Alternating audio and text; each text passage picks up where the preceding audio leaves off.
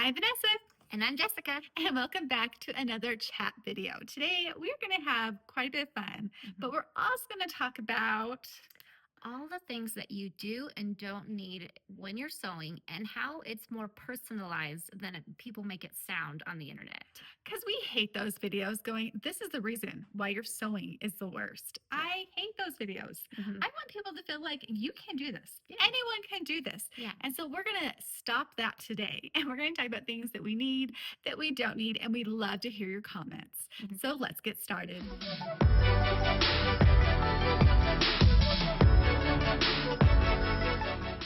So what started this topic for me is I kept looking at YouTube videos about sewing, and they were all so negative. They were all like, oh, your sewing is terrible because you do this, this, and this, and this wrong. And I'm just like, what?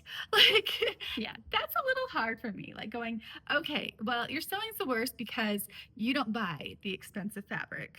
Your sewing's the worst because your thread is old. Yeah. I am telling you, if your thread is stored correctly, I have used thread that is very old. Yeah. That's been like 50 years old. But then I bought brand new thread and I have completely had it break 5 times. Yeah. You just have to test it and then you'll know. Yeah. And sometimes you get just a bad thread. And then the next time you go shopping, you might get something better. But do you need to spend that much on these things? I don't know. So we're going to be talking about that. And that's just one example of many. And then we're going to also talk to you about things that we bought for our sewing rooms that we like. Yep. And things that we kind of got sold on. So actually, let's start with that. Yep. What are some items in your sewing room that you can live without and that you can't? Okay, so I brought a couple things from my sewing room, so I'll show you. So one thing is I love, love, love the rotary cutter. I think a lot of our grandparents who were sewing, like, the older generation only use scissors. And sometimes they're a little bit scared of the rotary cutter with the mat, but I love it. And it's definitely essential when you use projectors. So love this one. This is a 45 millimeter. Okay, this is my favorite size too. I actually just did a service project with 20 people. And so we had girls and women. And I was telling them, I'm like, hey, the rotary cutter only goes one direction. And I go, this is how we use the rotary cutter. Yeah. And I forgot to say, make sure you cover it when you pass. And we actually had 2 ladies that got, and they were so embarrassed to tell me. They didn't tell me like till the next day because they were like, we didn't want you to know because you just went over all the safety rules. And then all of a sudden she's like, I handed it to her. I'm like, those, and I just really changed the blade for them. And sure enough, it was But like we've all done that. We've all done that. Yeah. It's like the worst kind of paper cut. And so you learn, you only go one direction and then you lift up. Keep this hand out of the way. Yeah, you keep the hand. You don't go like this. And you always cover it right after. So like I've definitely gotten to the habit. Every time I set it down, the cover goes on every single time. So, okay, so this one I love. Yeah. This one I bought, and this, I don't remember the size. It's, I don't know, what does that look like, a 20 or something? Looks like 25. And I was thinking it would be so nice to go around curves. Corners. Yes, but then when you use it, there just isn't enough like weight and heft to the blade, and I just have found it useless. So I tried this, and then I'm like, oh, nope, got to go back to my trusty 45. And the 45, I feel like the blades are cheaper. Like I have the largest one, and I actually really like it. You can cover a lot of space really fast, but those blades are like, you can give in bulk, and so it's really nice. So, yeah. And they still turn well. Like I think maybe the big ones, like really good if you're doing straight cuts, like maybe quilting or something, but if you still need to turn, this is a great one. So I love my rotary cutter. But you only need one size, we've discovered. Yeah, that's my thoughts. But here's the thing, is I think it's really personalized. Yes. And that's what the whole point of this is, right? So it's like, if you love the 20 or you love the bigger one or you hate rotary cutters, like, and scissors work for you, then do what works for you. Yeah. So do you want to bring up one of your things? Okay, so this is kind of controversial, but you guys see me all the time with my big old quilting square, and I use it for everything. I can mark my hems with it. It is just so much easier to have that giant piece of plastic than this guy. This is, this is your hem gauge right here, right? So you can gauge how big your hems are, and I never use it. First of all, a lot of times I'm actually using my sewing machine to gauge how big my hems are. Yeah. And this isn't nearly as handy as everyone told me. This comes in every sewing kit, and then everyone's telling me, oh, your sewing's bad because you're not using this. And I bought one, and I'm like, no, you know what? I just don't like this. I just don't use this because I'm gauging it other ways. And Yeah. so, and when I'm teaching sewing, I actually teach it with the quilting square. You put it on Yeah. and then you mark it in chalk and that's where you fold. And it's just a really fast way to get people sewing fast. So even for beginners, I'm like, is this the way you want to go? Do you use yours all the time though? I do, but I'm a huge ruler person, and I think I have 20 rulers. No joke. Yeah, she does. Yeah. I have a lot too, but so I have that. I have another one that's plastic that I don't love. This one's better. And then I have all the quilting rulers, and I do love them, and I love that they're clear. I also have one that's made for pattern design. Yeah. And if you don't have this one, you the might French need to curve. get it. No, the French curve is wonderful. Oh, I do love that. I have 4 of those. Yeah. Okay. I told you I have a lot of rulers. I love the rulers. They're my favorite. I had a whole bunch from Wawak. And there's even a blog post on the Ellie and Mac blog about my rulers, so we can maybe link that and you go see what I have. But there's one that's a 2-inch by, I want to say it's like 12-inch or 16-inch, something like that, and it's flexible. Ooh. And there's little like holes inside it, so you can mark little dots. I think we used it when we did the grommets. Oh, yes. I remember that. Yeah. And that's one of my favorite rulers, but it's much like what you're talking about, the quilting one, but I use that one a little bit. Yeah. And the quilting one I love so much because you can actually use it as your pattern weight. So you can like push down on it. So I think it's great. Yeah. So I think measuring tools work really well. I just don't like to have a lot of stuff because I lose everything in my sewing room. Like you're like, where's that at? Where did I put that at? And so having something that's like big that I can go, okay, well, this is my pattern weight. This is my measuring tool. This is it's going to help me cut. You know, I really do like that. So I think that's also great if you're trying to like save space and maybe you have to get everything out every time you sew, that having just the one quilting ruler might be the way to go. Yeah. But this is small. This is small. It takes up no space. And if you use this, put in the comments, say, I use it all the time. You guys are wrong. We want to hear it. It's okay to be wrong. Yeah. Okay. What else do you have here? Okay. So seam ripper. Yes. Essential. Yes. But my mom got me a pack of these that have like the really wide ergonomic, can you see that, look to it. And I really like that they have like the fat end. Let me try this. Yes. That is comfortable. Like you can just sit down, watch your show and seam rip. If you have made a lot of mistakes, you will thank yourself for getting the ergonomic one. I like that these have a lid. And it has like a grip to it. I like that. And I have 6 of them. So I have like one in this cup holder and one in that cup holder and one up because I'm always losing them. When you buy a seam ripper, you buy 3. Yeah. You always need 3. Yeah. I just buy the cheapest ones and they work. They do. But this does feel good. Although I will say that I have some old ones that have, they're not sharp anymore. Yes. I've inherited some old ones. They just aren't as sharp. Yeah. But yeah. Okay. It doesn't work. This is the coolest part about seam rippers. And maybe we should show this, but I don't know. I don't have anything to sew. So, all right. So if you can actually put this red side. What is that red side for? So you can actually slide that red side into the seam and you can actually use it to cut like this instead of popping each seam. So this is to actually go inside the seam and cut. Yeah. And so that's kind of cool. I always wondered what this red tip was until I learned. I'm like, that is a game changer. Just don't use it like on really lightweight fabrics. Yeah, it's better for like denims and twills. It will tear a hole into it, but it is very exciting when you can use that. And it's just like a quick zip. Yeah. Like to remove zippers off of like canvas, it's just so great. Yeah. To use the other side. Okay, what else do you got? Okay. This one is also controversial. Very controversial. So I have my bodkin and you have safety pin. Yes. And bodkin.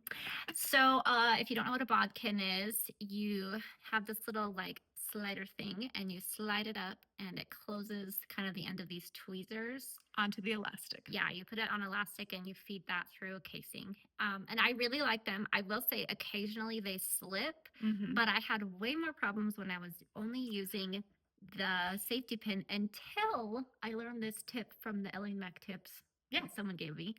And that we posted on social media is to tape it closed. Oh, see, and I always tell people, like, don't accidentally squeeze it this way. Like, always make sure that you're only pushing it through. Like, I only touch this end, the circular end. that's it. Like Yeah. you never touch this end and you accidentally open it. Yeah. And then I've seen it where I saw this just the other day during that service project where it was like the needle came out and they were like trying to pull the elastic. It was just like, I'm like, no, you got to get this guy back in because this you have part to go was out out. the in, Yeah, out not the out.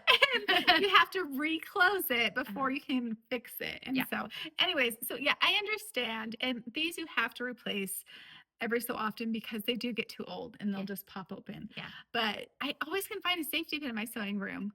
I think I've lost my Bodkin for the past 2 months. Yeah. And so sometimes I use it. It just kind of depends on what I can find. Yeah. And then with the same with this, you also have your hemostats. And I have like old style ones. But So let me show you the hemostats. So this is a curved pair. I also have a flat pair. And they're kind of like tweezers, right? Which they work really good for threading sergers. Yeah. But they click close. So there's like, could you see that?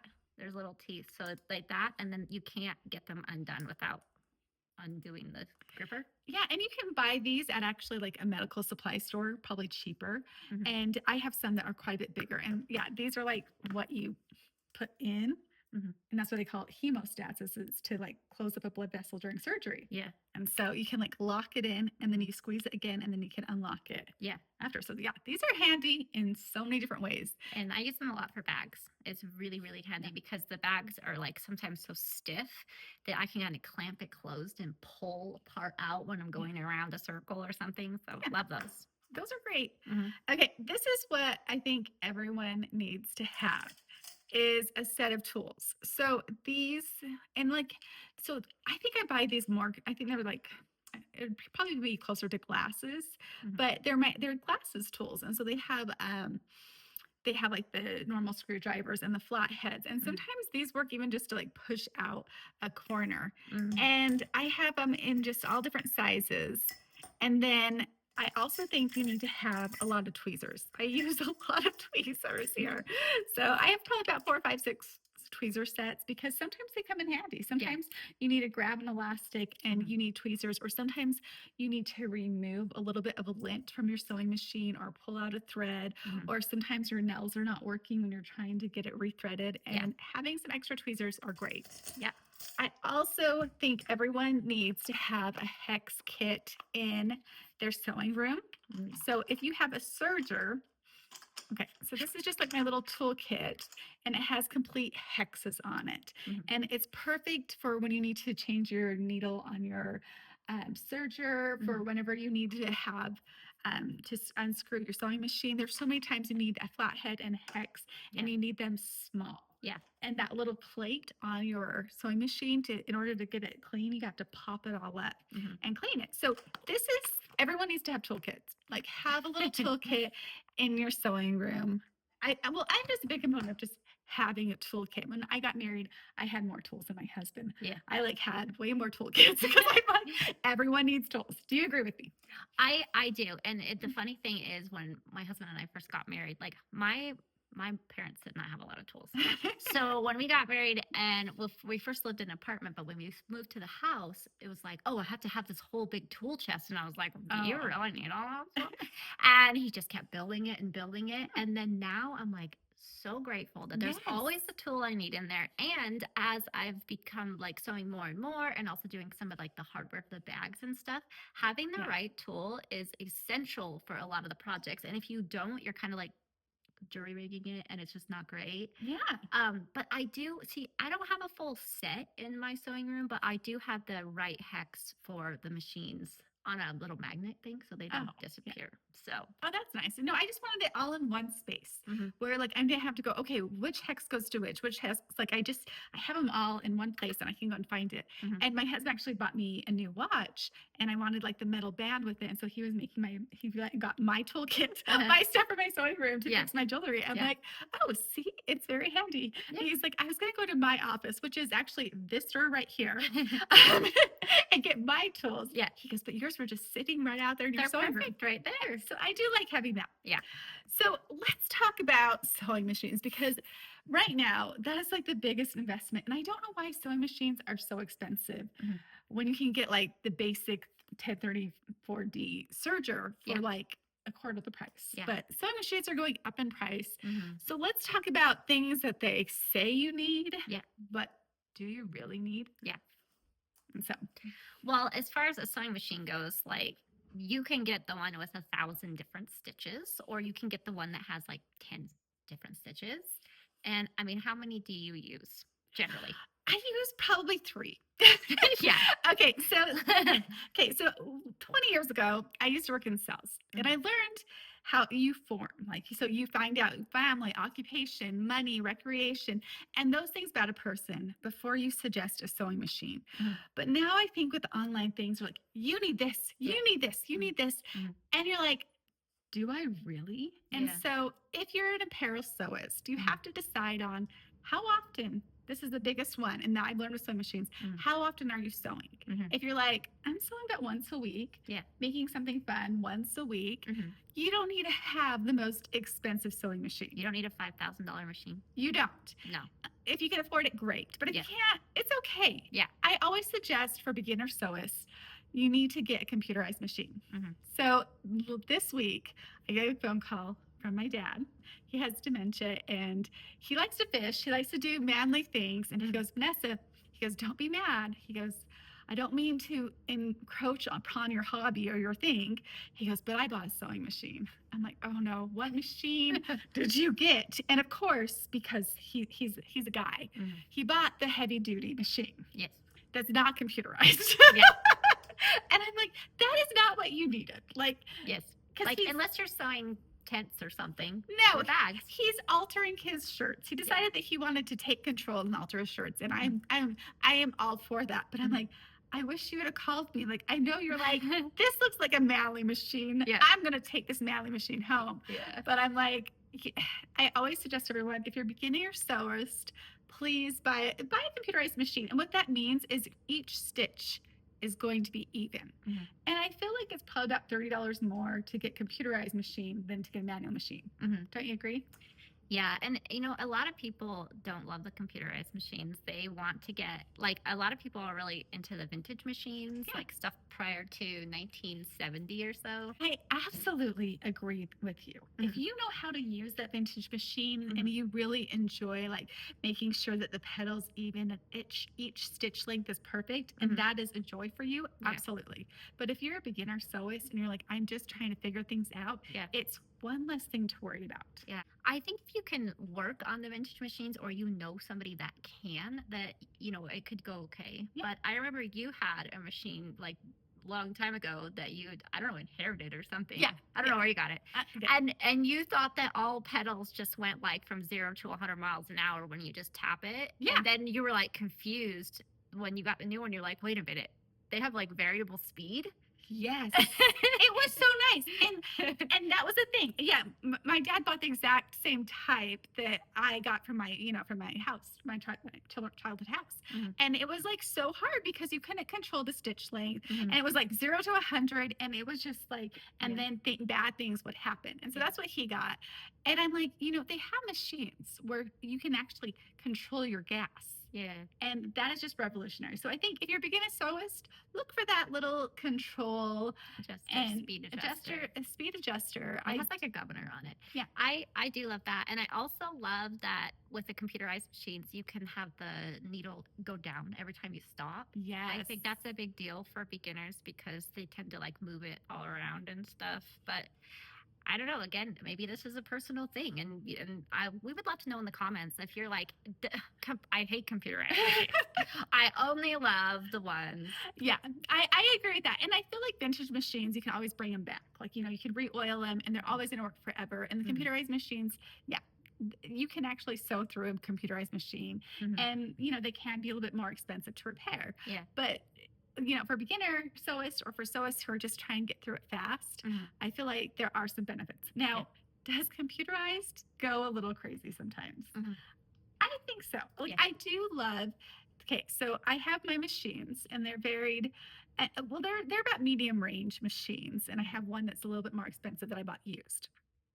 And I love when I can push the button and it clips my thread. Now, is that worth buying a higher end machine? maybe, maybe not. And then I also have one so my higher end machine, it has a knee lift. So I can lift the presser foot with my knee. And it is so cool, but I sew standing up. So that is like, I do use mine.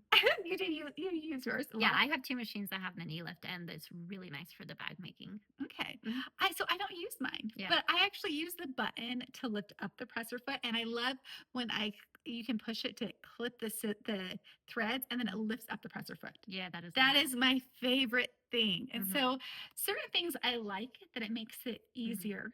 But is it worth the $3,000 to get all those things in there? Mm. I don't think so, because I love sewing on my other machines that are not nearly as expensive. Yeah. So what things do you look for in a sewing machine that's like a deal breaker?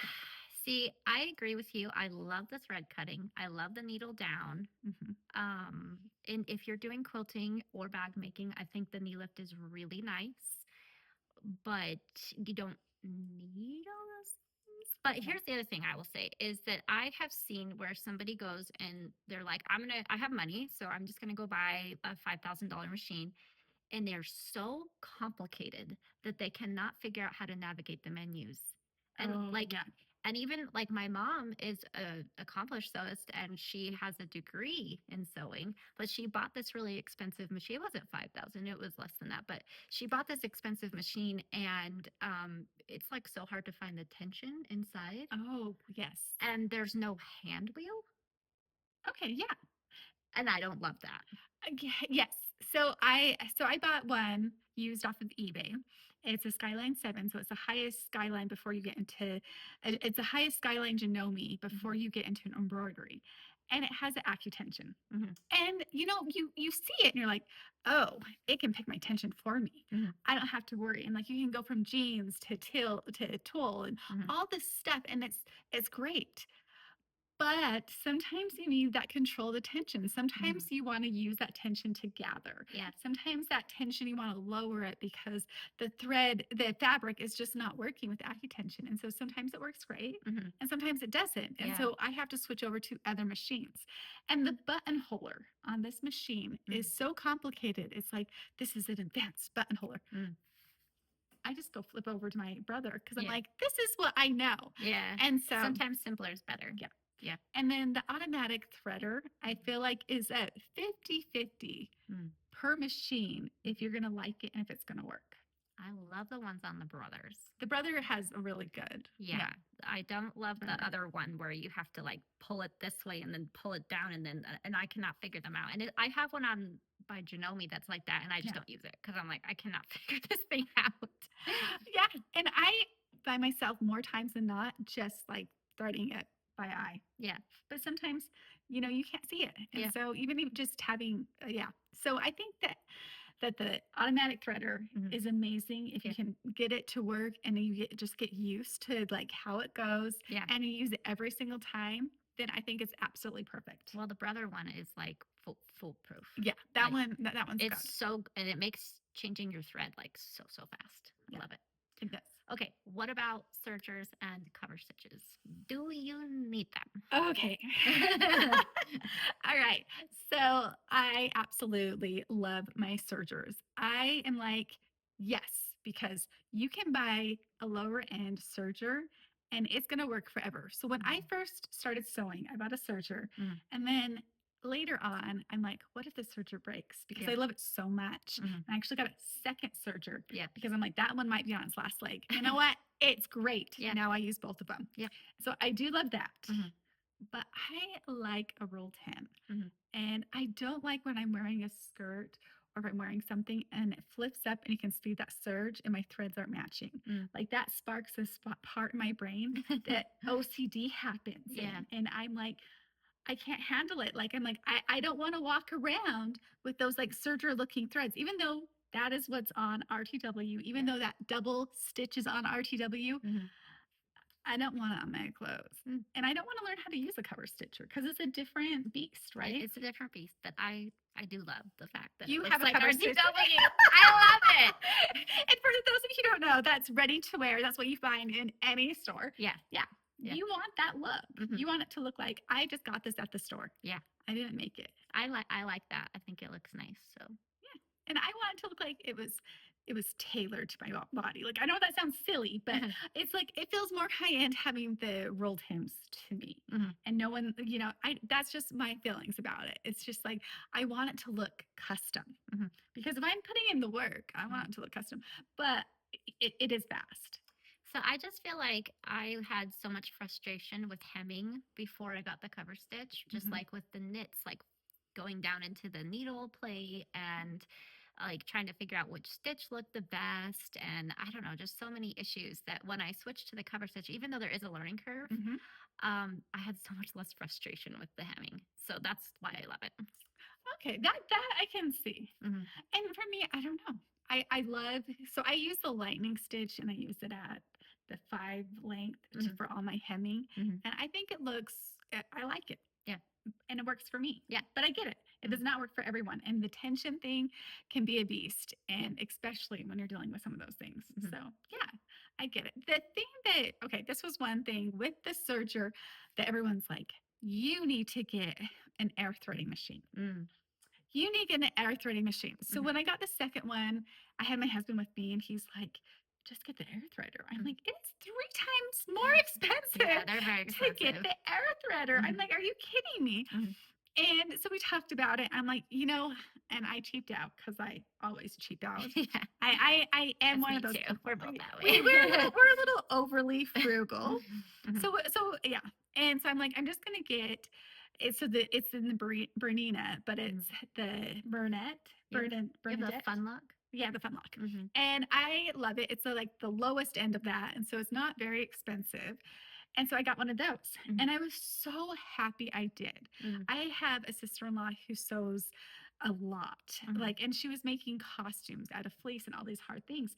And all the dust got into her airlock and it broke within a year. Interesting. And so she took it to the place to get repaired. And he goes, you can't repair these. Once they get gunked up and everything seizes, he's like, you can't repair these. He goes, you should have got a Fun Lock or a 1034D. He goes, because you can repair those. And she's like, I invested in this. This was for my business. It was supposed to make life easier. And she's like, and there's just no way to fix it. So she switched over to one of those machines, a commercial serger machine that has the little dials, the industrial and stuff. And she's had no problems with it. So it's one of those things that if you have the money for it and like maybe it's hard for you to rethread your machine for whatever reason, or if you have a hard time threading machine, but you want a serger, it's perfect for you. Yeah. But on the other hand, if you're using your serger every single day and you're doing lots of different material, it is a risk to get something that expensive. Yeah. Well, it's like what you said before. It's like you really need to buy machines based on what you think you're going to be sewing or what you know you're going to be sewing, right? Yeah. It's like the same thing as if you talk to someone when you're in sales. Like, yeah. So I think that's smart. And then they do have like a serger cover stitch machine options. And some people love them. And if you have the air threading and you're not sewing with all the fleeces, maybe that's nice.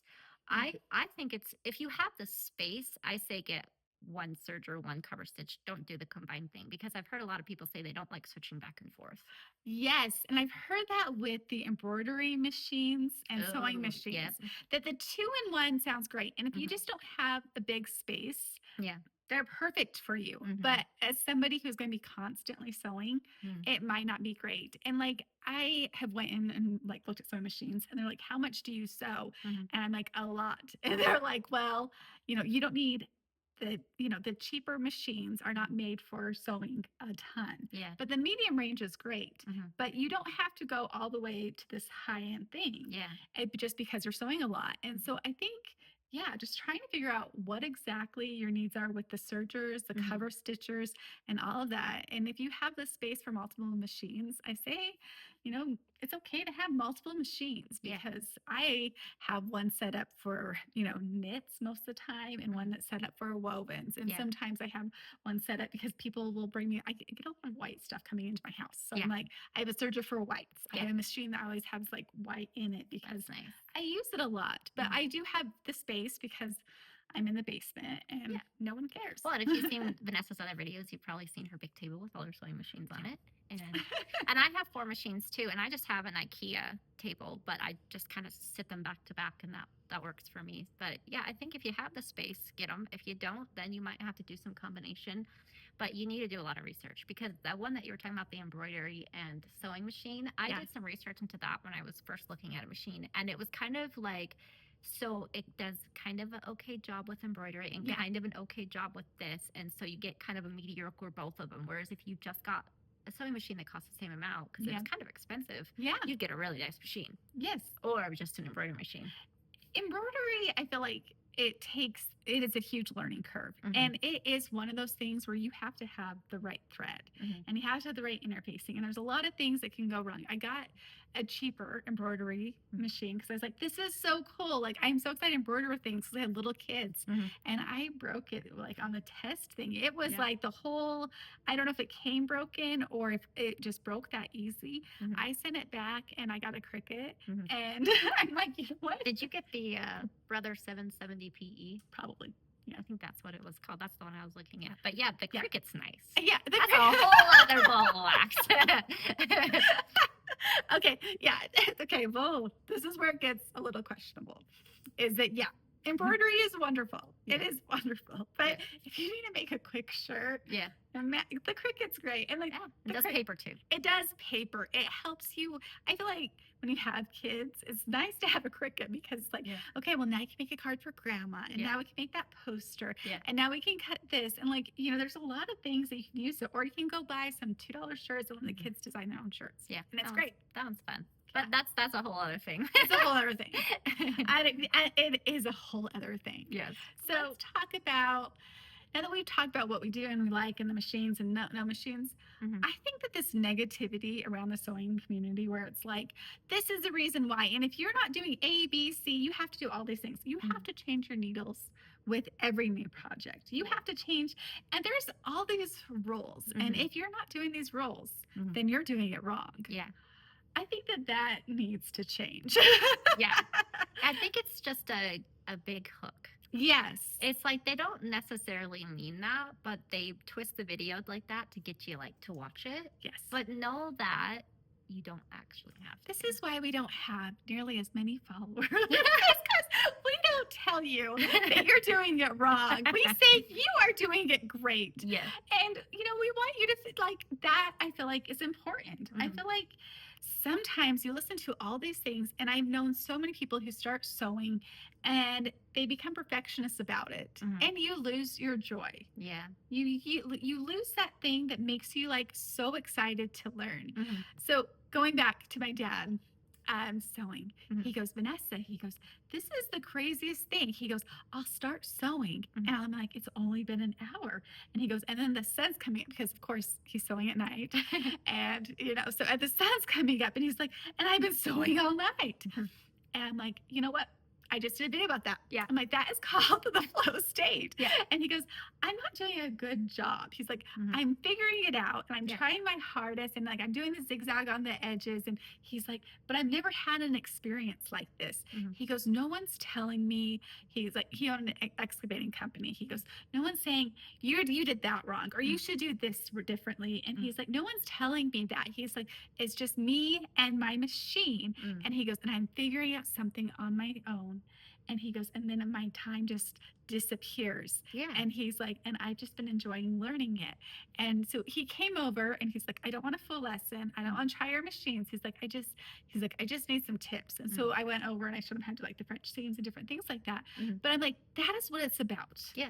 Like, that is what our hobbies are about. It needs to take us to another place. It needs to give us the sense of accomplishment, to build our confidence. And like, with my father who has the dementia, it's like, this is so good for your brain. I'm like, you're learning something new. And then that triggering that flow state is so good for you. Yeah. And so I think you have to turn off that noise. Yeah. I think so too. If you're just always worried about it being perfect all the time, especially as you're a beginner and you're learning, or if you're learning something new, then yeah, you're going to maybe get discouraged, and that's not fun either. So, Well, no one like goes into drawing or painting and be like, I'm going to be a master with my first Yeah. painting or my first drawing. Yeah. And I think sometimes with sewing, you watch all these things and you're like, okay, all I have to do is step A, B, and C, and D, and it's Yeah. going to turn out perfect. Mhm. And with sewing, it's like, no, you got to be proud of everything you make. You got to be Yeah. like, I made this. I did something for myself. Mhm. But you also have to realize that, it's not going to be perfect Mhm. all the time. Yeah. There are always going to be a piece. But when you buy store-bought clothes, Mhm. sometimes weird things happen there too. And Yeah. so Yeah, if you examine your RTW clothes, you'll see a lot of mistakes. And because you didn't make it, it Yeah. doesn't stand out to you until you really go searching for it. And then it doesn't bother you because you're like, well, it wasn't my mistake. Yeah. Yeah. Yeah. And it's funny, like, do you ever go to the store, like, if you actually do buy something RTW, which I don't buy very often, but Yeah. if you were, and you see like the same pair of jeans or shirt like over and over again, you can actually like examine them and like find the best one. Yeah.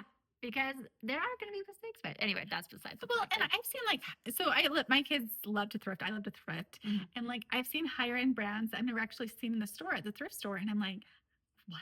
Like they did a top stitch this area. This looks like not good. Looks Mhm. really cheap. Yeah. And I'm like, these are $200 jeans. And then my son, oh my goodness, he bought this shirt and it was at the store, it was brand new. Mhm. And he was so excited to wear it. And then the next time he wore it, it had all these holes on the sleeve. Mm. I'm like, what did you do to your brand new shirt that you just bought? And he's like, Mom, I swear this happened in the washing machine. And I'm like, no, nothing ever rips in my machine. I Yeah. have one of those machines that's like the washer dryer combo. Mhm. And so it's like it dries with a pump. So it's like it doesn't tear your clothes like that. There's no middle thing to tear your clothes. Mhm. I'm like, that's ridiculous. Mhm. And then he wears it. I wash it and there's holes along the whole back. It's like Oh. starting to disintegrate in my washing machine. That's wild. Yeah. And I'm like, what is this made of? It was 100% cotton material, Mhm. but they made it so thin Mm. that once you washed it, it was ripping the holes all over it. And it's completely covered in holes now. Mm. 2 washes. Yeah. And I'm just like, oh my goodness. So we went to the thrift store and we bought him a whole new wardrobe because he's growing every week to a different size. Yeah. And I'm just like, at least we know we can wash these clothes and they're not going to fall apart. Yeah. And they didn't. That's a good thing. And like, cause he's at that point where it's like, he doesn't want like homemade, color blocked, he's Mm. like, he wants like the t-shirts that Yeah. everyone has Like a the same- logo. Yeah.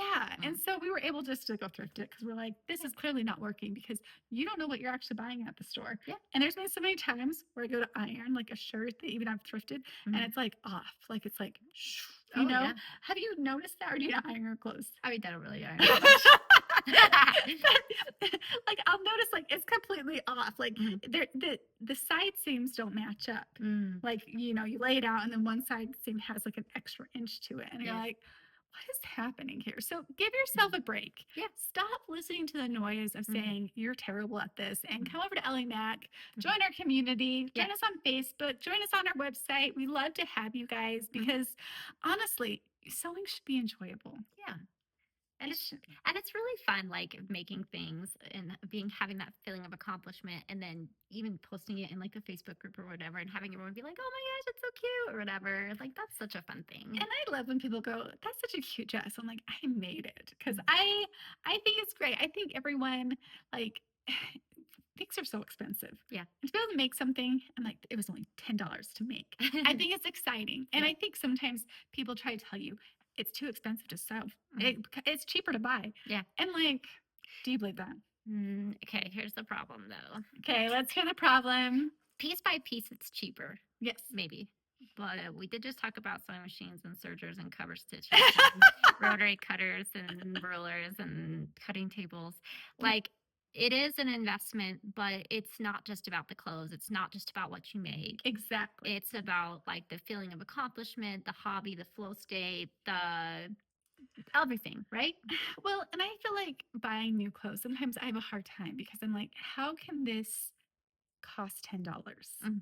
Like, first of all, how can somebody have a livable wage Yeah. and be able to buy jeans or whatever it is? And, now you can't really find things too cheap, Mhm. but it's still coming from places where you're like, how are people getting a livable wage on this? And it Right. makes you question. And it's like, and then they make the fabric somewhere and they Mhm. ship it somewhere else to be made and then they ship it here. Yeah. And then we wear it 3 times. Yeah. And then Well, I don't instead wear it 3 times. into a thrift store. Well, with the fast fashion, they Oh, wear it people do. a few times. So we Yeah. go to the DI and you're like, this is, or that you go to the thrift store and you're like, this is still like New. brand new and Yeah. still in style.